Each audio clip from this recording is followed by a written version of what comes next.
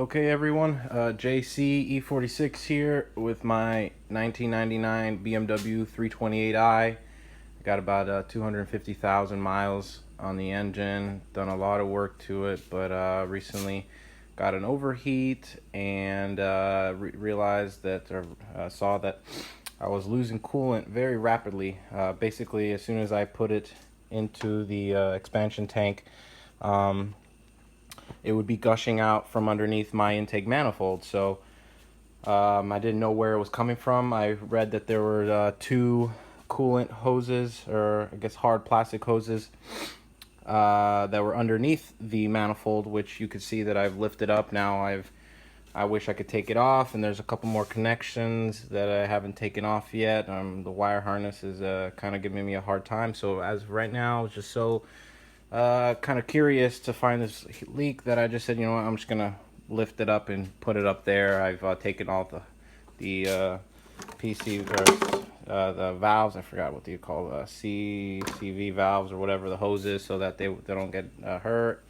Anyways, nonetheless, I'm gonna try and demonstrate to you guys where my leak is coming from, so that way you guys get a good idea of if you have a coolant leak that's not coming from the water pump or the thermostat, and it's coming from the general area under the intake manifold with high mileage cars such as myself, and you had an overheating problem and you're losing a lot of coolant. This is another good place to look. And yeah, it's a little difficult getting in here, but it's worth it. So what I'm going to do is, with my left hand here, I'm going to pour distilled water, purified water, into my expansion tank, and slowly. And I'm going to try and show you guys where the coolant is rushing out of. Now, I found it to be, let's see if I can grab my camera, right from there.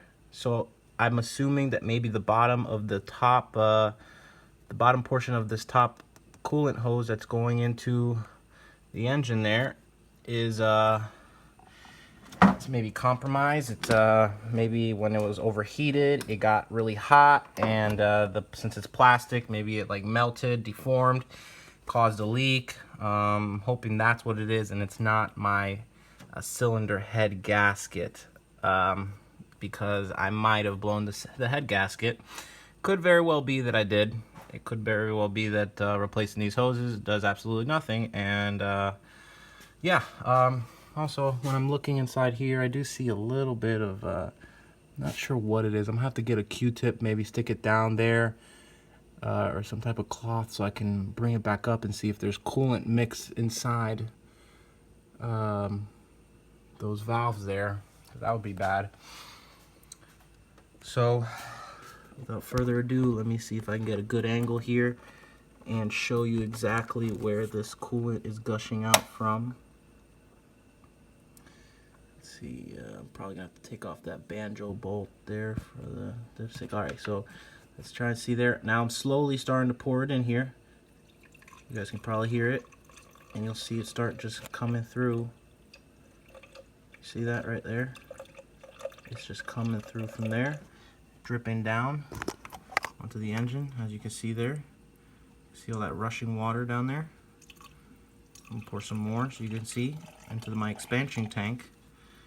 And it's just coming straight out from under there, down there, all the way down.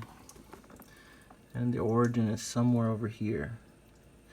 Now, it's still coming out. I'm pouring crystal clear water, purified water, and it's still coming out yellow. So I know that it's not the hose up here, as it's going through somewhere, and like I guess it's probably the top one there. So in my opinion right now, I mean, I can't tell if it's coming from the head gasket or not. It's not definitely in that area. So the only thing left I can do is remove this top coolant hose there